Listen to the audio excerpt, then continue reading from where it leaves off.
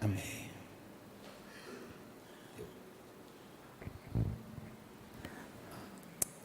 Amém. Glória a Jesus. Boa tarde, queridos. Graça e paz. Uau, que momento maravilhoso esse que a gente participou. Já que você está de pé, então não perca a oportunidade, pega a sua Bíblia, por favor, e abra no livro de Mateus, capítulo 4.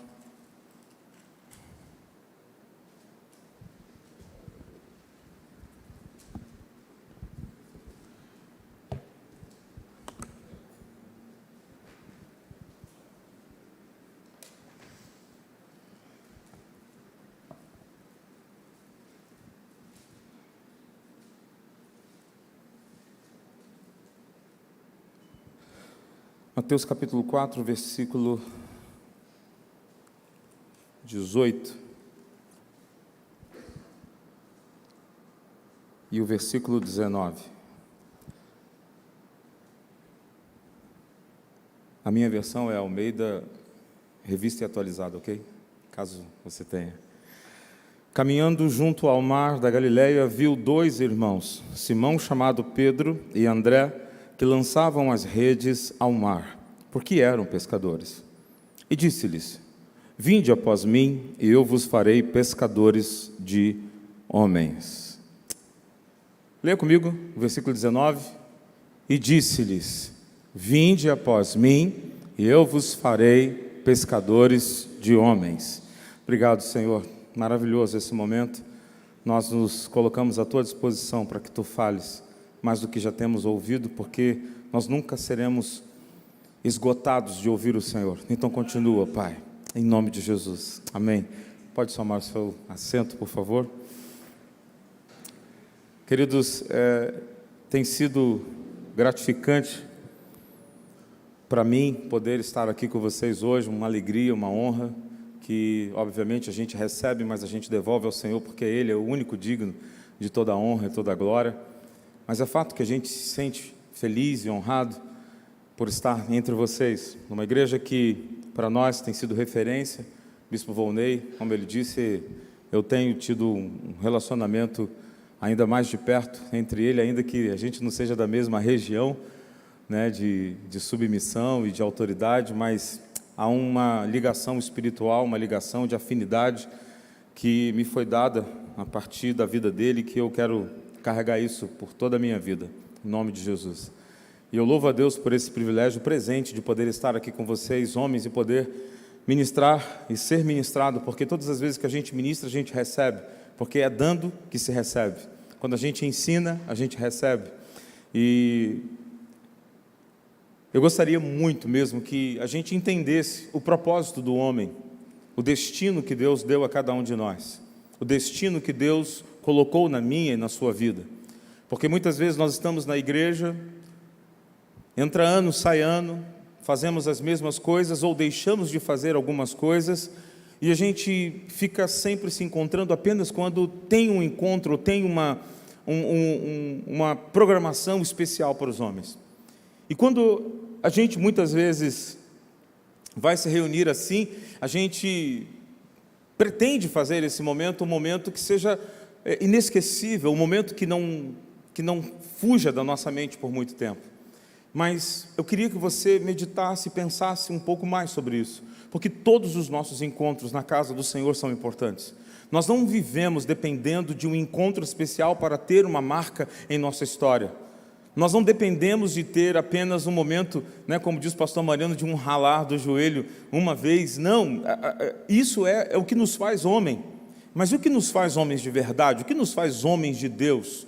E aí, o pastor Mariano, ele entrou muito mais no aspecto natural, do contexto natural do homem de Deus na vida comum, no dia a dia.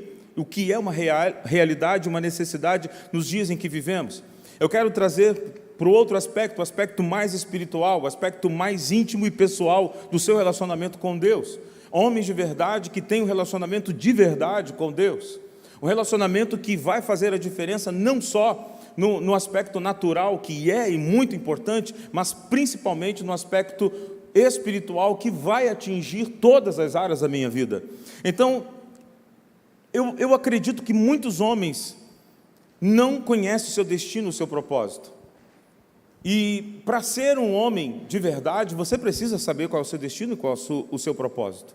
Eu me lembro de uma vez, eu ainda novo, hoje, daqui a 2 meses, eu completo 50 anos de idade.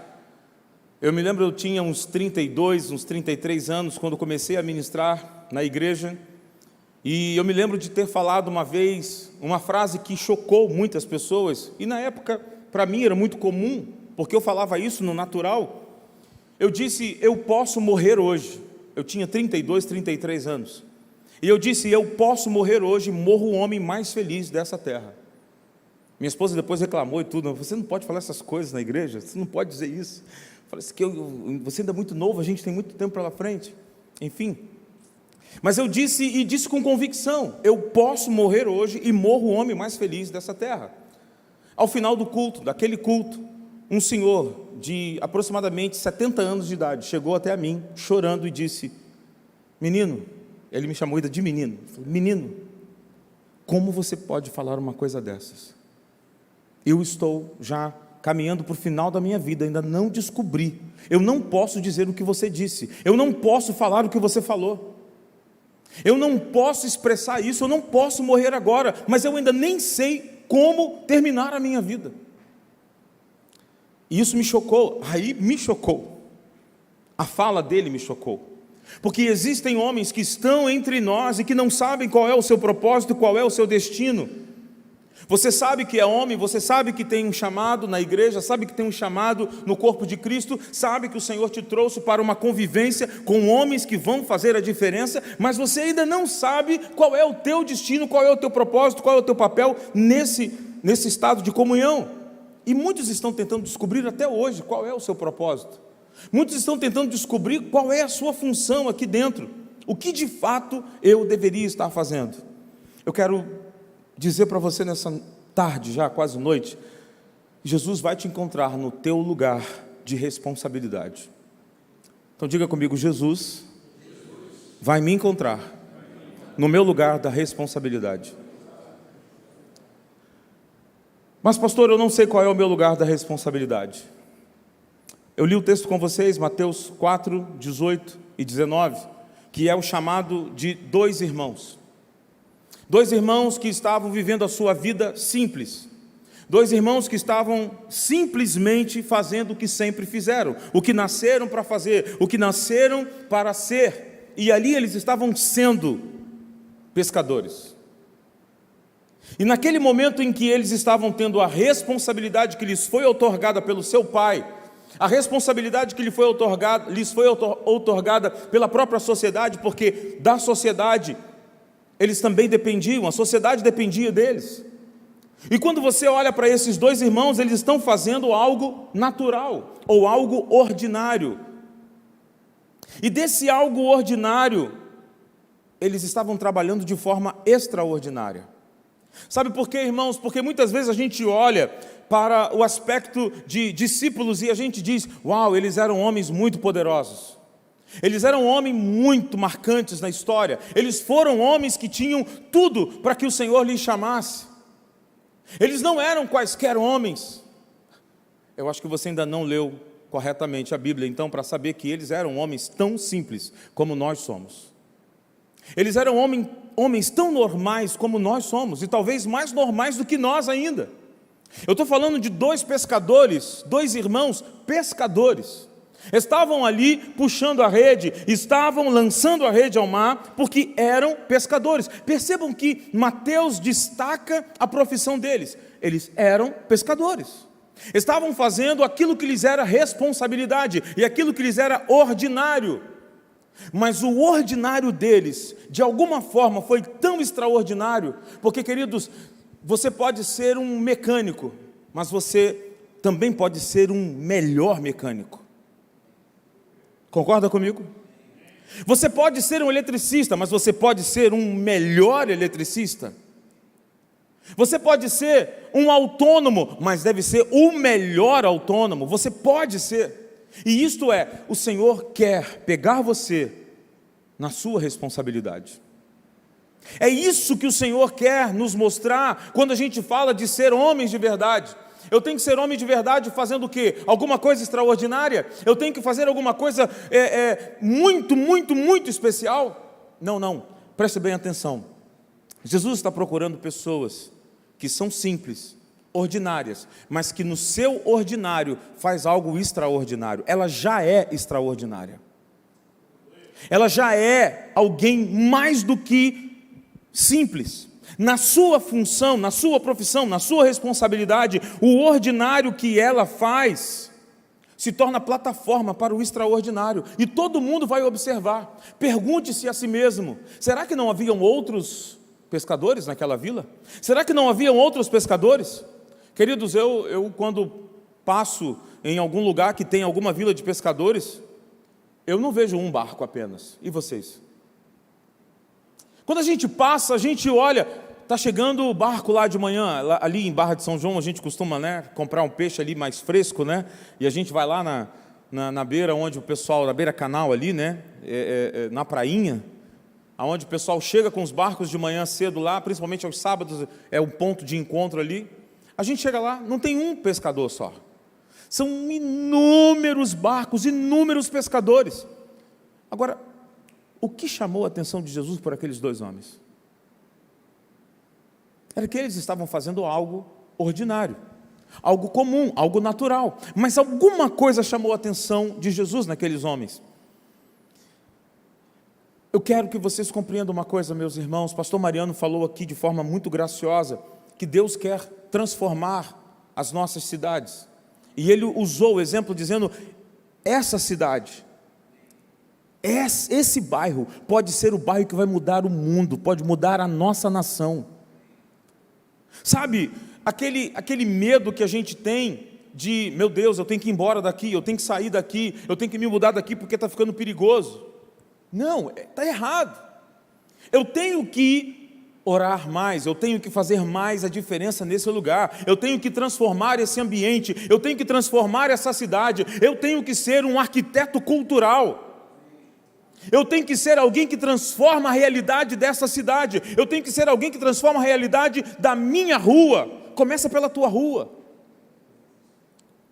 começa tentando ajudar os seus vizinhos, começa tentando mostrar aos seus vizinhos que você é um vizinho extraordinário. Você não é um vizinho ordinário. Temos vizinhos ordinários demais. E ordinário se tornou até um pejorativo, Rapaz, que ordinário. Nós precisamos começar a ser relevantes. Não é as pessoas olharem e falar assim: ali está um crente. Não, ali está um vizinho extraordinário.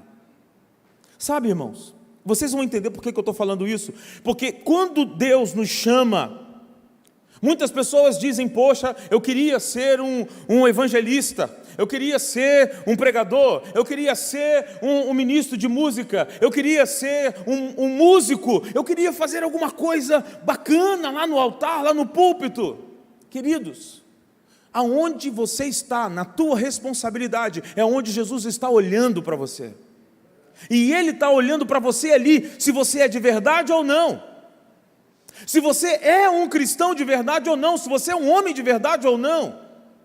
Então, quando nós somos chamados pelo Senhor, Ele nos chama para sermos modeladores culturais, arquitetos culturais, transformadores de cidade, arquitetos sociais, homens que constroem uma história, que reescrevem a história.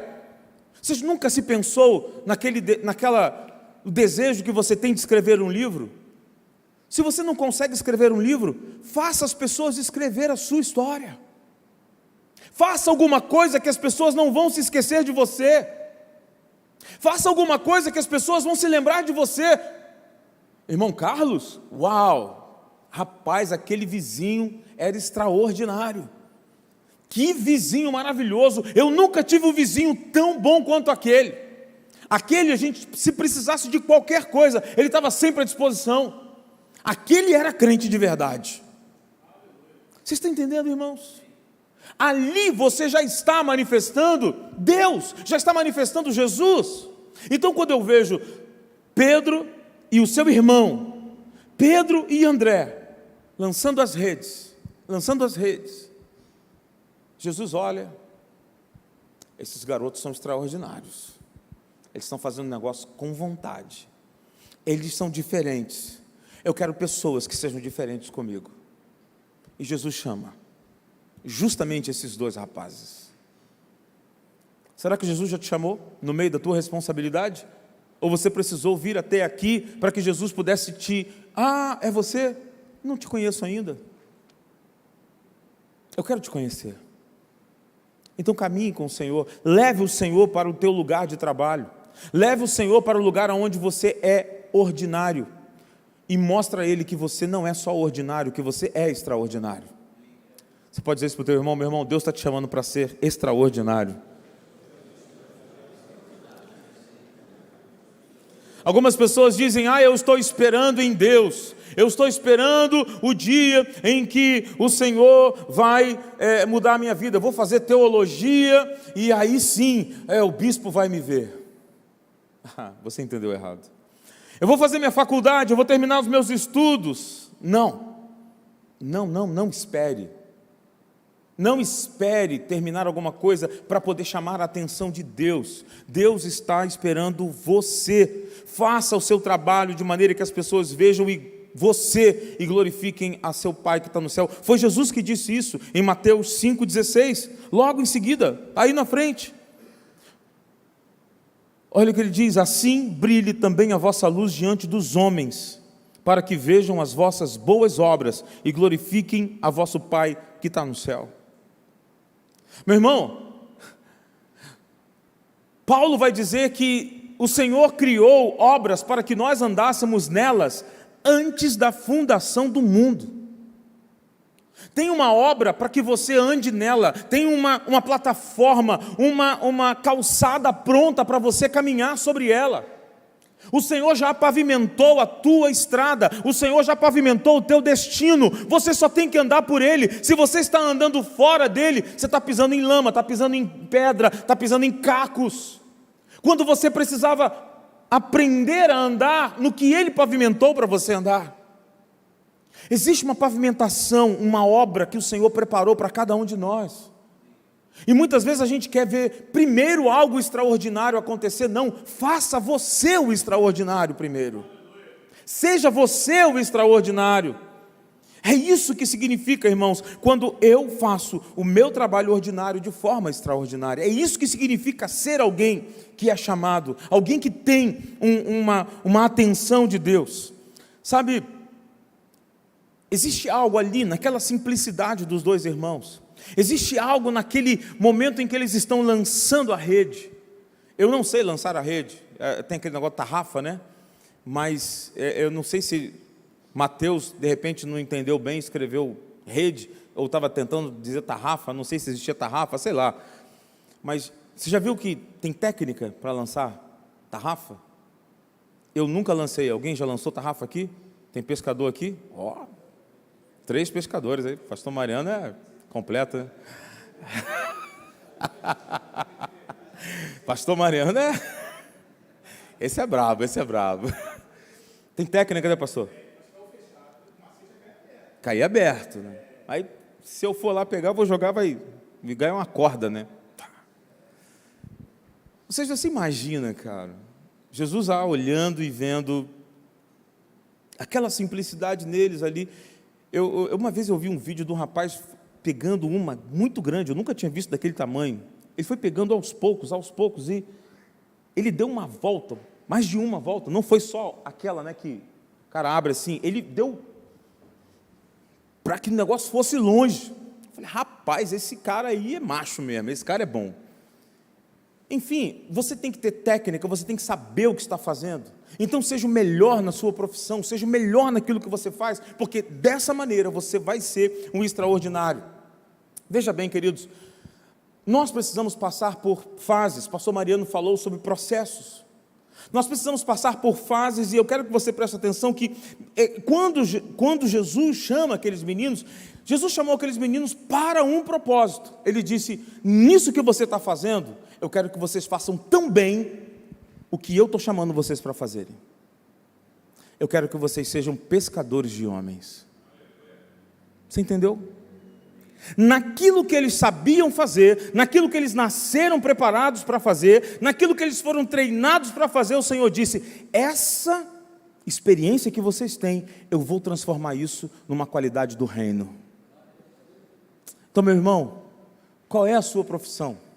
O que é que você faz? O que é que você foi chamado?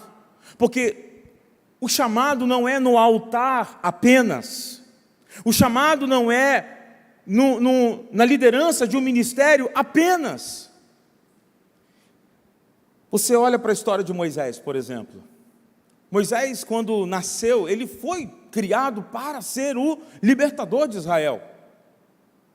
Já havia ali um plano estratégico do Senhor, com o propósito de que Moisés fosse um líder, de que Moisés se tornasse o grande libertador. Mas agora tem um grande detalhe: antes de Moisés conhecer a Deus, Deus já conhecia Moisés. Antes de você conhecer a Deus, Deus já te conhecia. E dentro dessa história, Moisés, você vai ser um líder de nação, mas antes você vai precisar passar por um mentoreado nas mãos de um rei. Antes de Moisés se tornar um líder, ele precisava aprender o que era ser líder. E não foi na mão de um outro líder cristão, não foi na mão de alguém que era um pastor ou um apóstolo. Não existia. Aliás, o povo estava cativo, não tinha líder, eles eram escravos, não havia nenhum outro líder. Então o que Deus vai fazer? Deus agora disse: acabou, não posso fazer mais nada, porque eu não tenho nenhum líder, eu não tenho como treinar Moisés.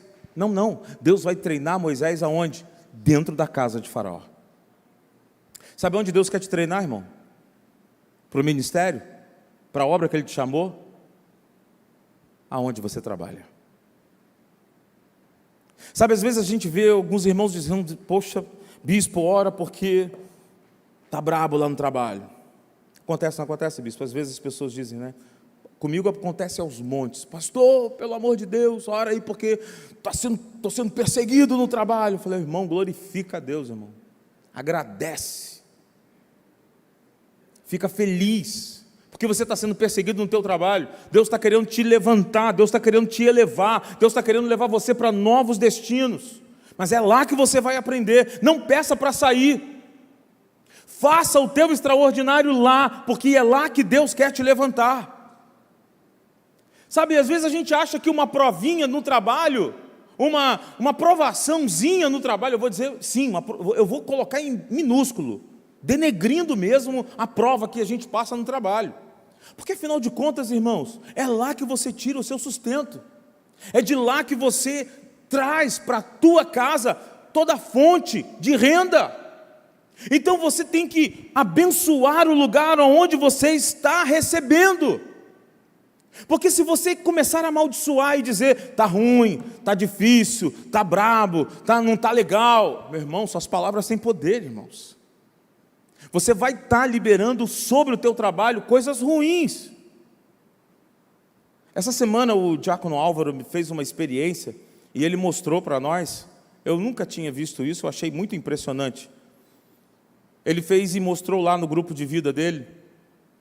Algumas semanas atrás, a filha e a neta fizeram uma experiência, pegaram 2 potes de arroz pequeno, daquele de maionese, né, alguma coisa assim, e colocaram arroz dentro do pacote, dentro do vidro, e escreveram palavras, escreveram a caneta, palavras, escreveram palavras agradáveis, palavras boas, só palavras boas, e no outro escreveram palavrões, escreveram palavras ruins, palavras de negação, palavras duras, e colocaram nos potes. 3 semanas, aconteceu essa semana, 3 semanas eles me mostraram a foto. O pote que tinha palavras boas, o arroz estava clarinho. O pote que tinha palavras maldosas, feias, estava escuro, o arroz estava escuro. Incrível, como se estivesse apodrecendo. O poder das palavras. Eu falei: gente, eu só acredito porque é você que está me falando, porque o diácono Álvaro, o pastor Mariano conhece bem. Na simplicidade dele, ele falou que ouviu isso, falou, não, vou fazer, e fez. E não é que o negócio é verdadeiro? Faz isso em casa. Veja o poder das nossas palavras, e palavra escrita, hein? Palavra escrita. Então imagina, irmãos, então Deus quer fazer você um rei, Ele vai colocar você junto com o rei, e Ele vai te treinar de maneira severa, de maneira forte. Então diga para quem está ao seu lado, Deus quer te treinar, mesmo lá no teu trabalho, porque tudo que acontece na nossa vida, mesmo as coisas ruins, Ele transforma para o nosso bem. Amém, irmãos? Amém? Mateus 6,33 é o texto que a maioria de nós conhece, e diz o seguinte: buscai, pois, em primeiro lugar o seu reino e a sua justiça, e todas estas coisas serão acrescentadas. Sabe o que é interessante? As pessoas costumam ter listas de prioridade. Eu mesmo, há muitos anos atrás, aprendi dentro da igreja que eu frequentava, não era Nova Vida, foi nascido e criado numa outra denominação, sou nascido e criado no Evangelho, e lá eu aprendi que a lista de prioridade era Deus, igreja, família e trabalho. Eu aprendi essa lista de prioridade, muitos anos atrás. Algum tempo atrás eu descobri que, não, está errado. É Deus, família, trabalho e igreja.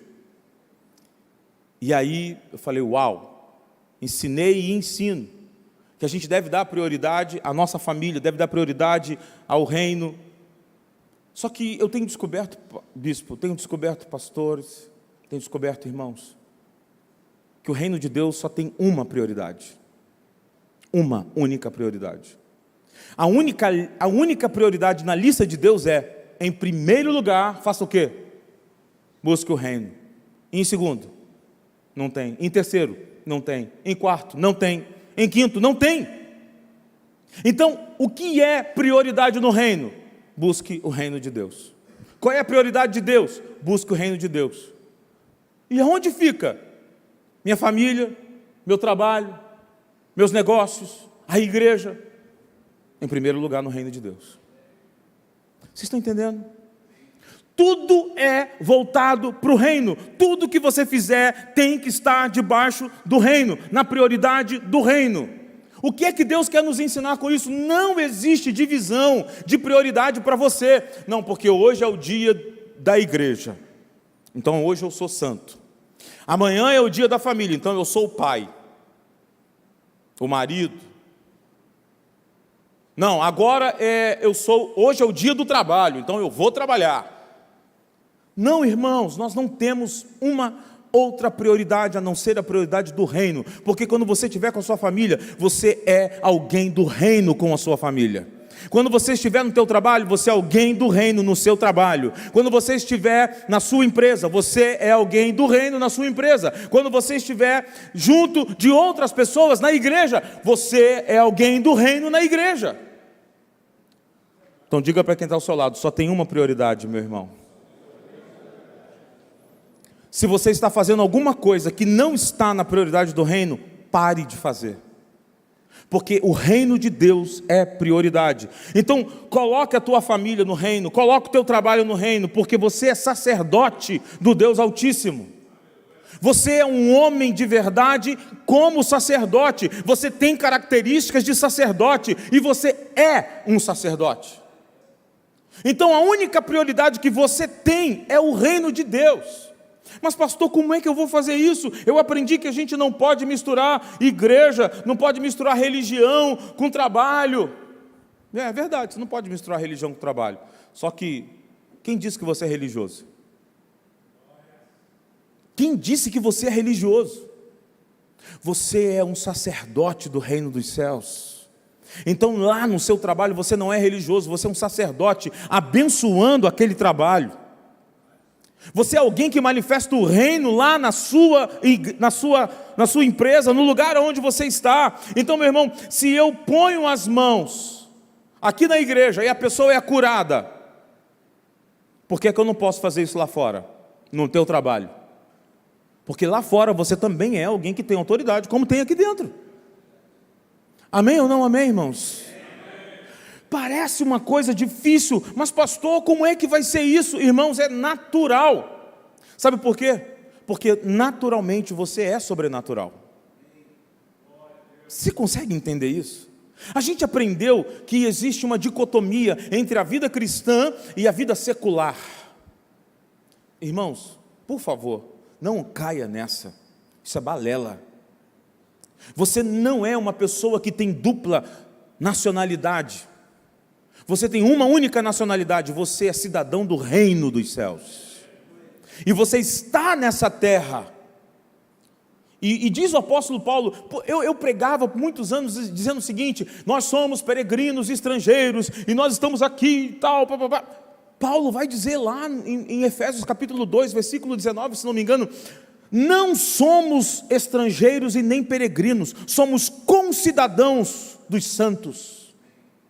Irmãos, nós não estamos aqui de passagem, porque essa terra pertence aos filhos e filhas de Deus.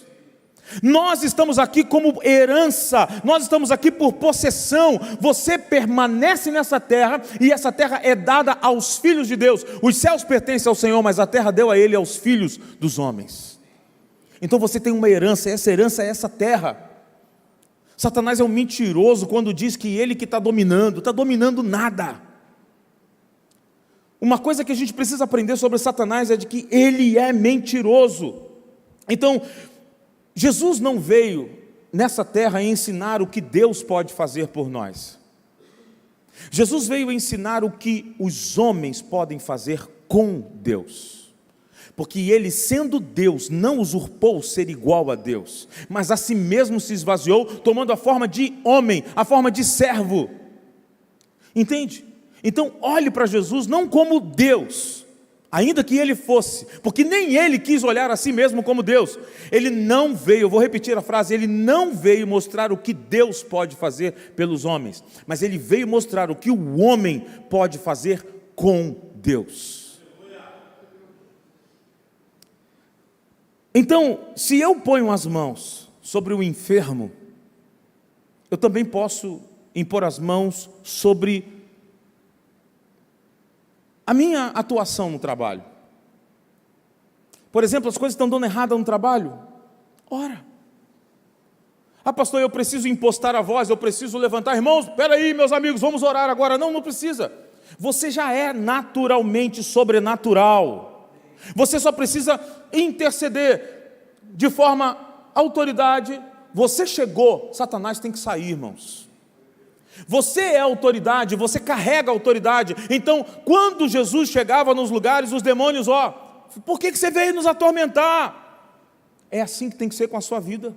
Quando você chegar no teu trabalho, os demônios têm que falar assim: opa, eu não posso ficar aqui hoje.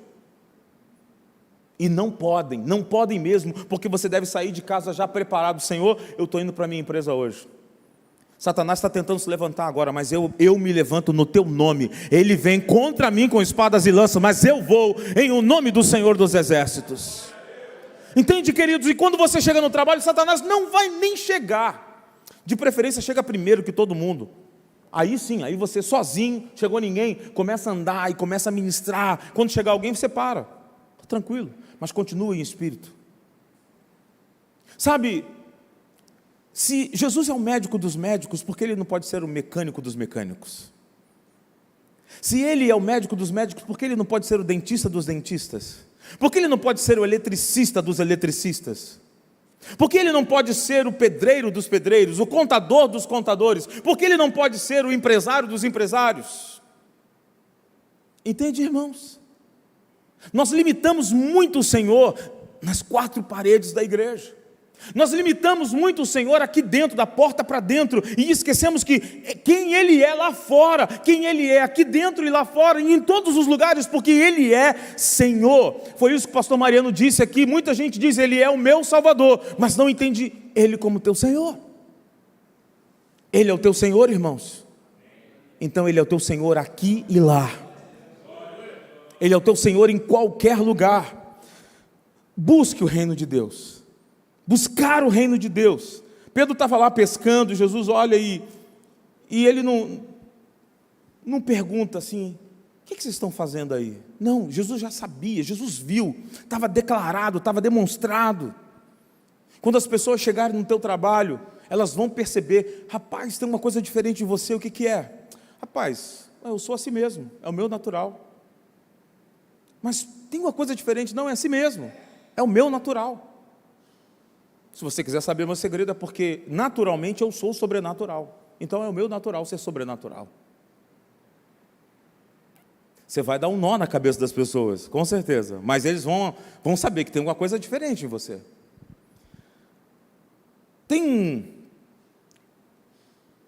Nós temos que aprender que nós liberamos, através da nossa obediência, através da nossa confiança de que o Senhor nos chamou para algo além da igreja, Deus nos chamou para fora. Existe algo sobrenatural na obediência quando você faz isso. Porque na obediência natural, você atrai o sobrenatural. Eu estou fazendo uma série de mensagens na nossa igreja e eu ministrei sobre Malaquias 3:10. E é incrível como a gente fica preocupado de fazer mensagens que falam sobre dízimos e ofertas. Pelo menos eu era assim. Ficava constrangido de falar sobre dízimos e ofertas, porque a gente vê tanta bobagem por aí que a gente fala: meu Deus, ensinar isso na igreja, o pessoal já está tão saturado dessas coisas, que a gente fica constrangido de falar. E eu ficava constrangido até entender que o que está descrito em Malaquias 3:10 é: a tua obediência natural libera o sobrenatural. O que isso quer dizer, pastor?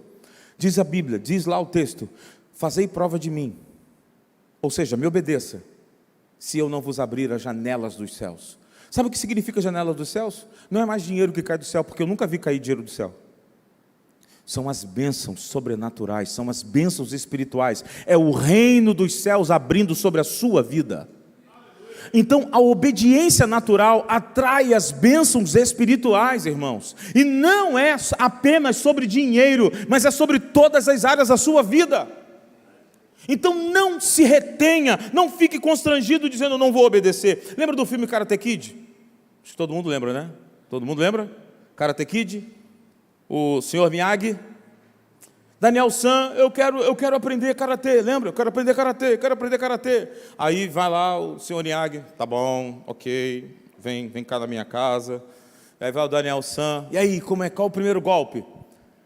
Pinta aquela cerca. Pinta a cerca. Aí vai Daniel San: mas como que eu... Não, está pintando errado, é assim, ó. Vai lá, pinta a cerca. Aí está Daniel San, pintou a cerca. Daqui a pouco: e agora? Já pintei a cerca. Não, lava o carro. Como eu vou lá? Vai lavar o carro. Eu quero aprender karatê, então vou lavar o carro, vou me submeter. E está ele lá: não é assim não. Para cá, para cá, para cá, para cá, para cá, para cá. Tá bom, foi lá, aprendeu, lavou o carro. Ok, e agora? Acabei. O que eu faço? Vai varrer o chão. Vai lá o Daniel San, varrer o chão. Enfim, uma semana depois, Daniel San chateado: você me falou que eu ia aprender karatê, mas eu te ensinei karatê. Como que você me ensinou karatê? Todo mundo conhece essa história, né? Aí, então, o que você aprendeu quando pintou? Fazer assim.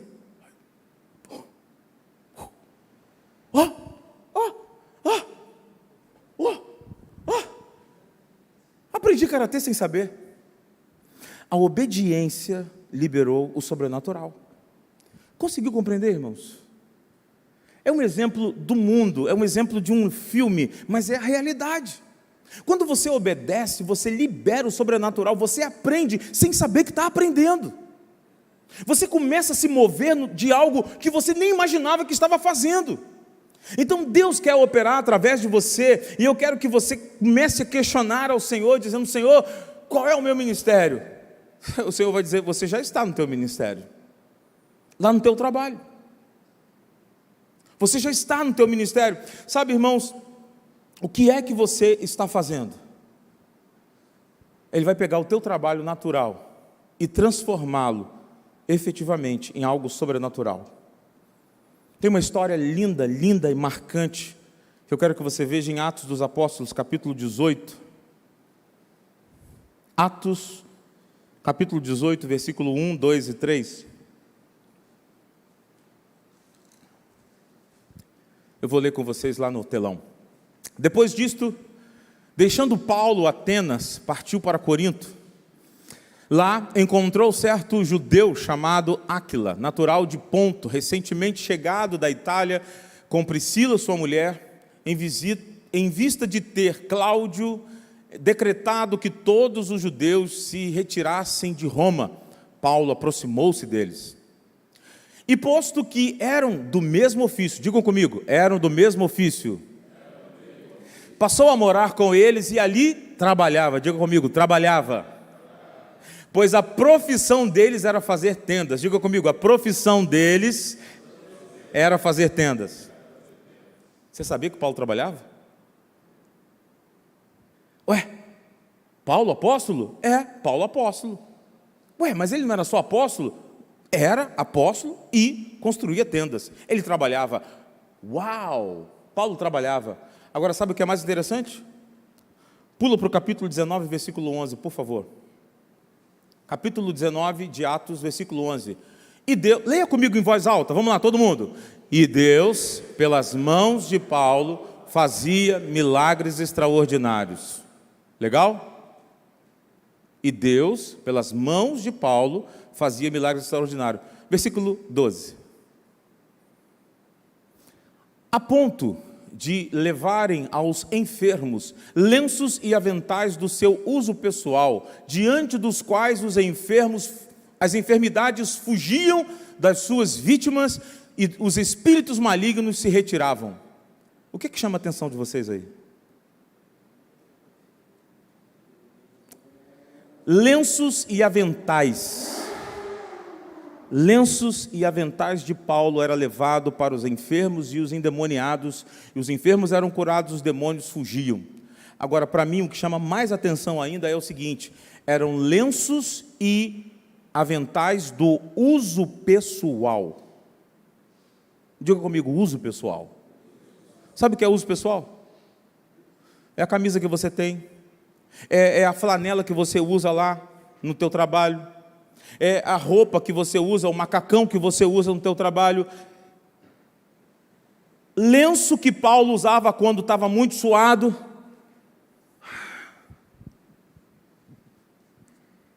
Deixava no canto. Estava suado, deixava no canto. Avental. Avental se usa no trabalho. Você já imaginou alguém usando avental sem estar trabalhando? Paulo estava usando avental trabalhando. Então o avental de Paulo, de repente chegava no outro dia para trabalhar, cadê o avental de Paulo? Eu tinha que arrumar um outro avental. Por quê? Porque levaram o avental de Paulo. Ué, como assim? Sim, desse jeito. O lenço e o avental de Paulo era utilizado no trabalho de Paulo, e o trabalho de Paulo, sem que ele tivesse feito uma corrente de oração, sem que ele tivesse jejuado 40 dias para consagrar os lenços, sem que ele tivesse feito jejum durante uma semana para consagrar o avental, para que pudesse ser levado para alguém. Não que a gente não creia nisso, viu? Eu creio. Se o bispo começar a orar aqui pelo avental, pelos lenços, pode acontecer, viu, irmãos? Eu creio. Bispo Roberto começou, né? Bota a história do copo de água no relógio, no rádio. Bispo Roberto. Ponto de contato. Mas pode acontecer? Pode, claro. Paulo não fez isso, irmãos. Era natural. É isso que me chama a atenção, sabe por quê, irmãos? Porque Paulo está usando o trabalho natural e transformando em algo sobrenatural. Essa história de Paulo Paulo possui o seu trabalho santificado. Paulo olha para o seu trabalho como algo que é sobrenatural. Então, quando Paulo vai trabalhar, ele está derramando o seu suor como um sacrifício diante do Senhor. E o que acontece? Milagres acontecem. Demônios saem por causa do trabalho santificado que Paulo considerava. Como é que você considera teu trabalho, meu irmão? Sabe o que significa isso? Que se cada um de nós sairmos daqui com essa consciência de que o meu trabalho é santificado, de que o meu trabalho é a minha plataforma para manifestar o sobrenatural, que o meu trabalho é o lugar onde eu sou ministro do Senhor, eu sou um sacerdote de Deus naquele lugar, essa cidade vai ser transformada. Todos os lugares terão um lugar onde a glória de Deus se manifesta. E tem algo mais, irmãos. A glória de Deus desce aonde tem sacrifício. O fogo consome aonde tem lenha, aonde tem sacrifício. Então, se você está no teu trabalho e você é o sacrifício, você é o altar, se você está ali em consagração diante do Senhor, você está ali, então em algum momento vai cair fogo do céu naquele lugar. Queridos, Deus quer transformar você num homem mais do que de verdade, num sacerdote de verdade, alguém que muda a história, que transforma a história. Quem você é em Cristo Jesus? Quem você é? 2 Coríntios 5:17 diz: se alguém está em Cristo, ele é o quê? Nova criatura. As coisas antigas já passaram, e eis que se fizeram novas. Preste bem atenção que Paulo não diz aqui, e os pecados do passado já passaram. Ele diz isso aqui, irmãos? Não. Ele diz, se alguém está em Cristo, as coisas antigas já passaram. Sabe o que significa, irmãos? Deus não te reforma, Ele te transforma. Ele te transforma. E isso é completamente diferente de você continuar com a sua vida e pedir: ai Senhor, me renova. Ai Senhor, eu preciso de um renovo. O Senhor quer te transformar de uma vez por todas. Precisa começar aqui na tua mente. Você é nova criatura, você não é mais a mesma pessoa. Você é uma nova criatura, uma nova criação. E entendendo que Deus está dizendo: não apenas os seus pecados eu esqueci, mas de todas as coisas do teu passado, eu trago novas todas as coisas. Ele faz novos conceitos para você, porque agora é dando que se recebe, é sendo o último para ser o primeiro, é morrendo que se vive. Esse é o conceito do reino, é servindo que você se torna o maior. Sabe, esse conceito de maior. E aí eu quero entrar já no contexto final, porque o apóstolo Pedro, dentro dessa história toda ainda que a gente ouviu falar, Pedro, o texto que o bispo leu em Mateus capítulo 16,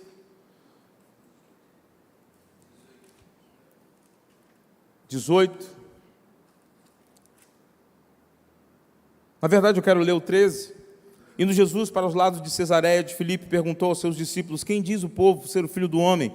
E eles responderam: uns dizem ser João Batista, outros Elias, outros Jeremias, ou alguns dos profetas, mas vós, continuou ele, quem dizes que eu sou? Respondendo Simão Pedro, disse: tu és o Cristo, Filho do Deus vivo. Então Jesus lhe afirmou: bem-aventurado és, Simão Bar-Jonas, porque não foi carne e sangue que te revelaram, mas meu Pai que está nos céus. Também eu te digo que tu és Pedro, e sobre esta pedra edificarei a minha igreja, e as portas do inferno não prevalecerão contra ela. Dar-te-ei as chaves do reino dos céus, e o que ligares na terra terá sido ligado nos céus, o que desligares na terra terá sido desligado dos céus. Então advertiu os discípulos de que a ninguém dissesse que ele era o Cristo.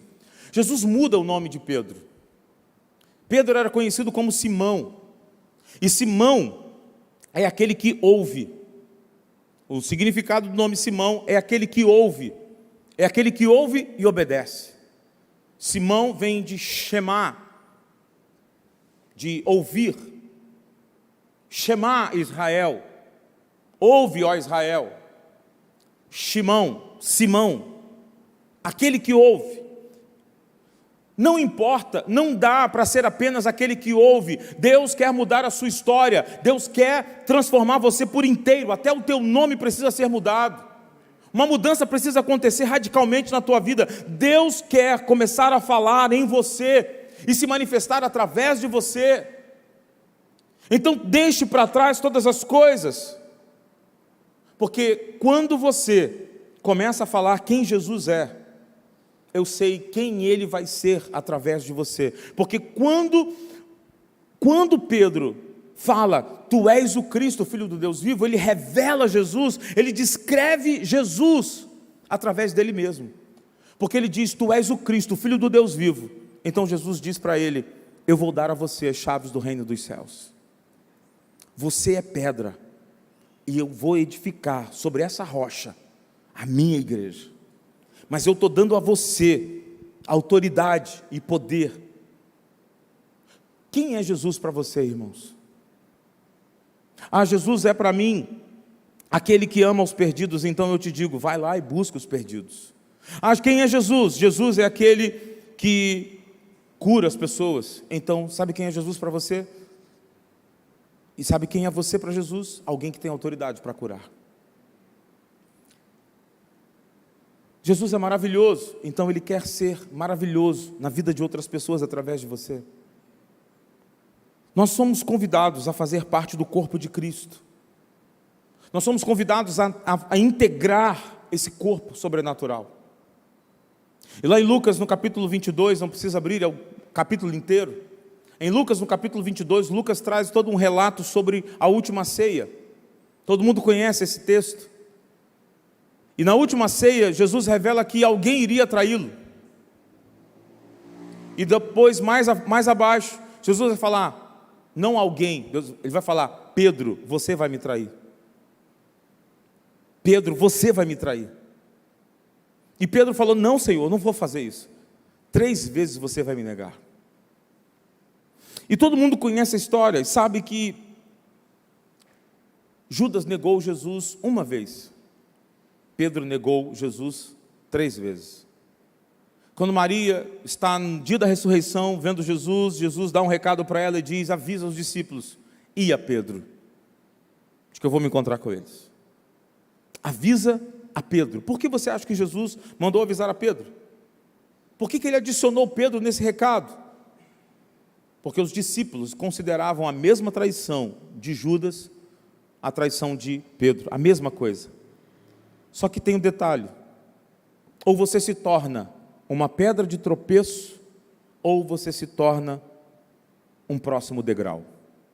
O que é que você faz com a tua vida diante do Senhor? Porque errar, você pode até errar, porque você pode até falhar, você pode até ter uma vida diferente, e errar no meio do caminho. Você pode ser um homem de verdade, mas errar no meio do caminho. Você pode ser chamado pelo Senhor e errar no meio do caminho. Você pode até, de certa forma, sem querer, trair Jesus.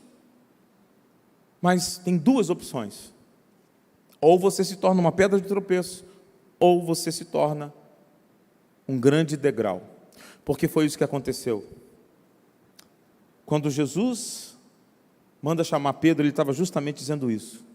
O arrependimento mata, mas arrependimento não mata, mas ressentimento mata. Judas estava ressentido consigo mesmo, ressentido com Jesus, ressentido com os discípulos e se matou. Mas Pedro se arrependeu. Pedro se arrependeu amargamente. E por isso ele se tornou um outro homem. Por isso ele se tornou alguém que era capaz de fazer a diferença. Em Isaías, no capítulo 61, nós temos uma profecia maravilhosa que a gente carrega no coração. O Espírito do Senhor Deus está sobre mim, porque o Senhor me ungiu para pregar boas novas aos quebrantados.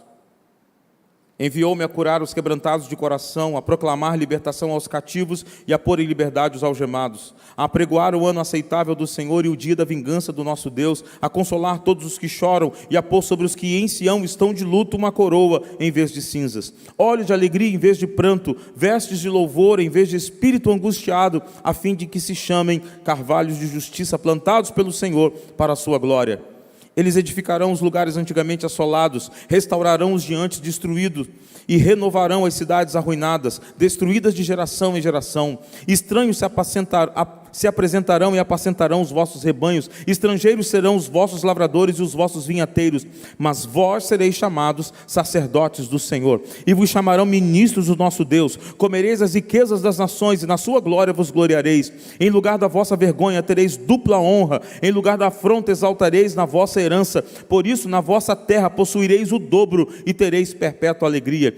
Porque eu, o Senhor, amo o juízo e odeio a iniquidade do roubo. Dar-lhes-ei fielmente a sua recompensa, e com eles farei aliança eterna. A sua posteridade será reconhecida entre as nações, e os seus descendentes no meio dos povos. Todos quantos os virem os reconhecerão como família bendita do Senhor. Regozijar-me-ei muito no Senhor, a minha alma se alegra no meu Deus, porque me cobriu de vestes de salvação e me envolveu com um manto de justiça, como noivo que adorna de turbante, como noiva que se enfeita com as suas joias. Porque como a terra produz os seus renovos, e como o jardim faz brotar o que nele se semeia, assim o Senhor Deus fará brotar a justiça e o louvor perante todas as nações. Sobre quem é que vem o Espírito do Senhor? Sobre quem é que recebe essas recompensas? Quem são as pessoas que recebem essa recompensa? São as pessoas que falharam, aqueles que estão de luto em Sião, aqueles que estão chorando, aqueles que estão tristes, aqueles que estão quebrados, aqueles que estão desolados.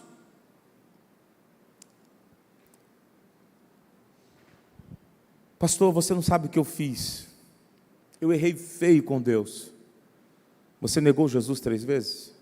Pastor, eu não neguei, mas eu pequei. Espera aí, você não está entendendo. Você andou com Jesus durante 3 anos. Você caminhou com Jesus. Você olhou nos olhos dele e disse para ele que não iria traí-lo. Você fez isso? Não. Mas Pedro fez. E Jesus avisou: você vai me negar. Mas Pedro se tornou um grande homem. Então você precisa ultrapassar os seus erros, você precisa ultrapassar o seu passado, você precisa se esquecer do seu passado e começar a viver em novidade de vida. Você precisa lembrar de que você não depende do teu passado.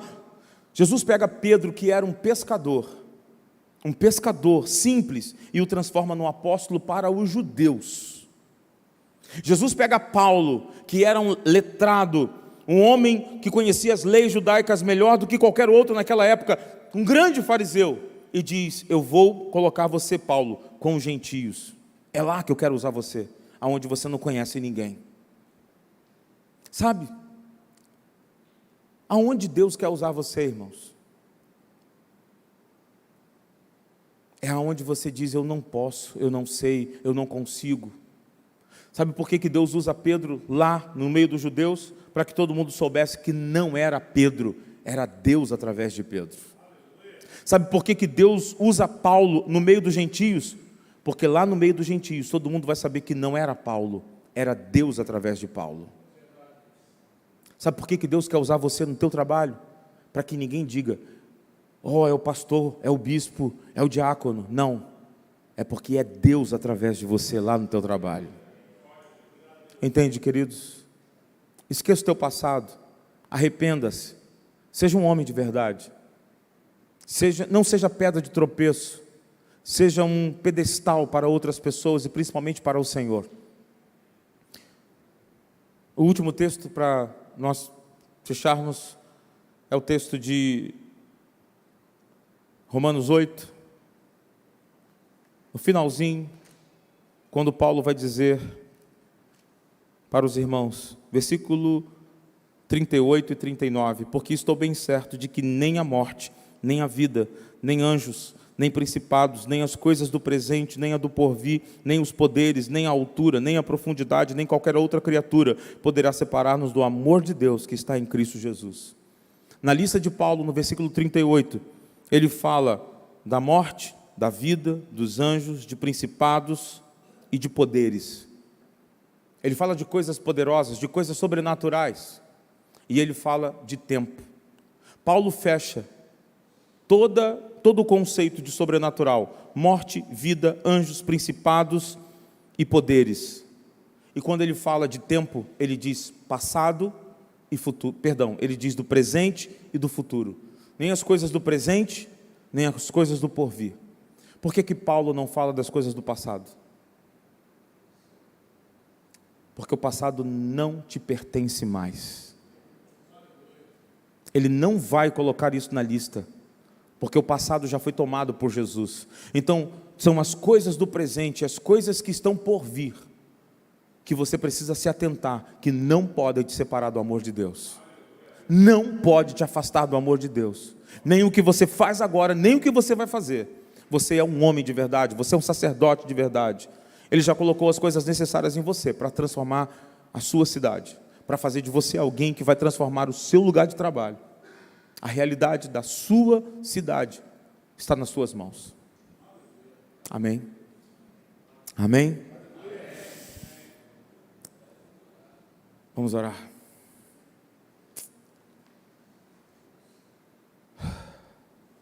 Você pode ficar de pé, irmãos, por favor?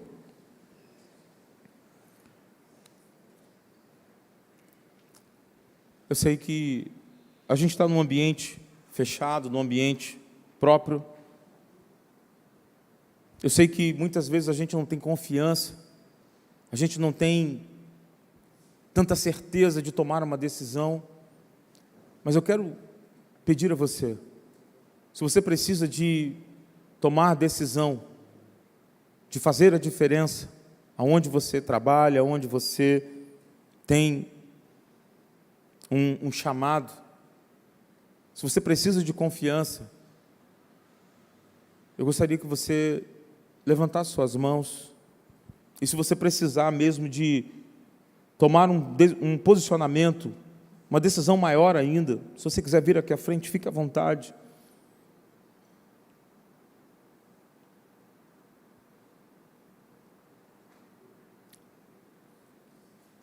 Senhor, nós estamos em uma fase em que nós precisamos de confiança. Nós estamos num mundo em que os homens já não têm mais certeza de quem eles são, porque o mundo tem ditado regras. Quando param para ouvir um jornal, não é a mente deles que está pensando, mas é a mente do jornal, é o que está editado no jornal que vai fazer com que eles pensem. E nós sabemos que existe uma ideologia que está trabalhando na mente da nossa sociedade. Mas nós queremos, em nome de Jesus Cristo, clamar a Ti, Espírito Santo de Deus.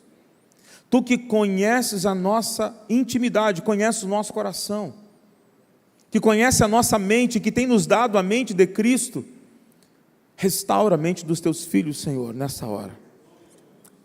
Que haja uma transformação integral na vida deles de maneira sobrenatural, aonde eles aprendam que o natural é sobrenatural, de maneira que eles andem nessas ruas de Caxias, fazendo transformação por onde quer que eles passem.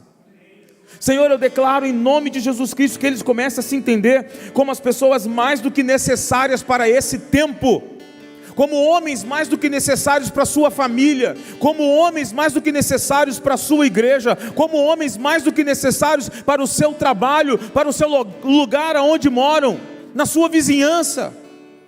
Senhor, nós declaramos o nome de Jesus Cristo, que o Teu Espírito Santo os encha por inteiro, que não lhes falte a Tua presença, que não lhes falte a convicção e a confiança que eles precisam para sobreviver nesse mundo tenebroso.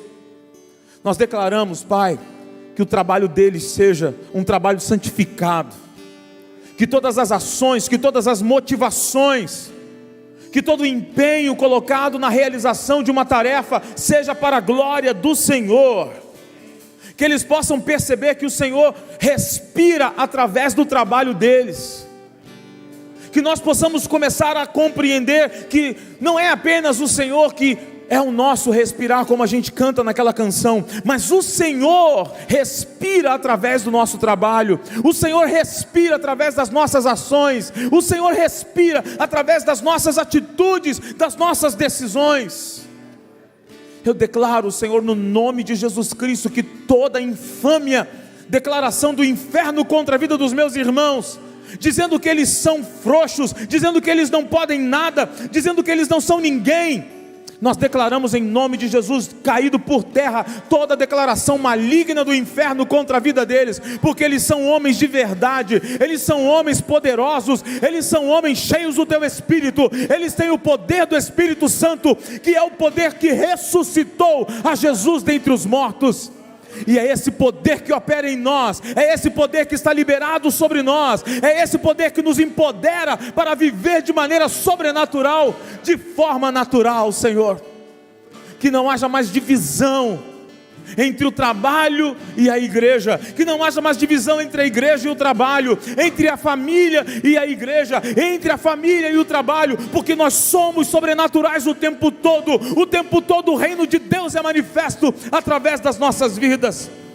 Senhor, se for necessário trocar o nome, troca o nome dos teus filhos, mas que eles tenham uma consciência nova de quem eles são em Ti, e não de quem eles foram no passado, porque o passado o Senhor já tomou, o passado o Senhor já pegou, e agora ele só depende de tomar atitudes no presente e no porvir.